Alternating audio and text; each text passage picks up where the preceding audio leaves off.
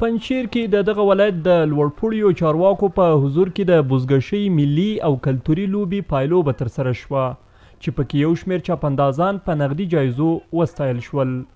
د دغې لوبې پر مهال د پنجشیر والي الحاج حافظ محمد آغا وویل چې دوی به د بزګشۍ په ګډون د ټولو هغو لوبو ملاتړ وکړي چې د ځوانانو لپاره د تفریح او پرمختګ یوه وسیله ګرځېدلې. ورزشی که امروز ما شاهدش هستیم که تقریبا از زیادتر از 10 ولایت جوانان در اینجا آمده و ملت ما الحمدلله در اخوت و در برادری و در همبستگی زندگی میکنه و در فضای امن و امان امی بزکشی را مشاهده میکنه. الحمدلله رهبری ولایت پنجشیر امی بزکشی را حمایت کرده، با امکانات خود رهبری ولایت بزکشی را راه انداخته و همه ورزش‌ها را ان شاء الله 100% حمایت میکنیم تا که جوانا سرگرم شوند و برشان یک محافل خوشی و سرگرمی برشان ایجاد شود. د بزګشۍ ملي او کلتوري لوبې په لاره اچونکی مولوي عبدالمتین وایي له یادې لوبې موخه د خلکو پر شونډو مسکا راوستل، د افغانستان د یوه پخواني دود بیا ژوندي کول او د هیواد د بیلابیلو قومونو ترمنځ یووالی راوستل دي.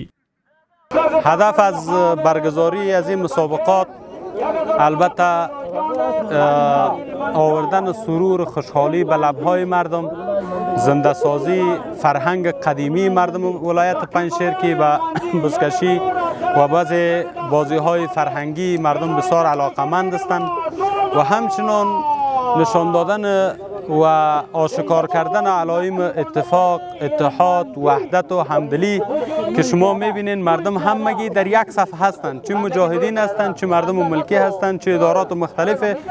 د بزګشۍ ملي او کلتوري لوبې یو شمېر چاپندازان خوښ دي چې دوی ته یې په لویه کچه د یادې لوبې د ترسره کولو زمینه برابره کړې او د تشویق په پار ورته د ولایت په کچه د پاملرنې ډاډ ورکړل شوی. د یادې لوبې د لیدو په موخه د پنجشیر په ګډون د بیلابیلو ولایتونو څخه په زرګونو خلکو ګډون کړی و.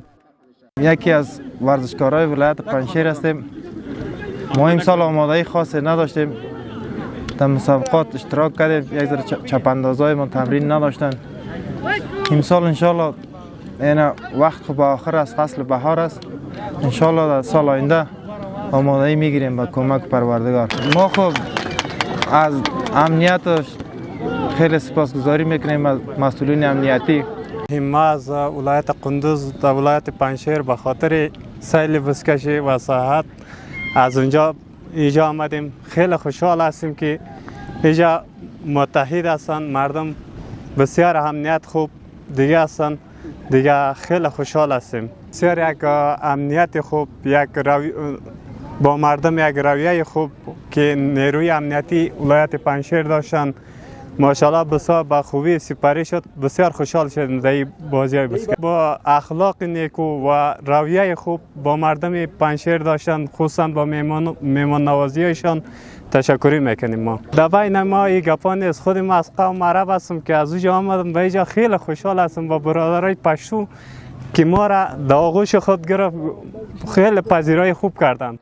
د یادونې وړ ده چې د بزګشۍ په دغه ملي او دودیزه لوبه کې چې په پنجشیر ولایت کې ترسره شوې د پروان، کاپیسا، هرات او پنجشیر ولایتونو لوبډلو ګډون کړی و چې د هندوکش ټیم لومړی مقام خپل او زیاتره امتیازات یې د پنجشیر لوبغاړو ترلاسه کړل.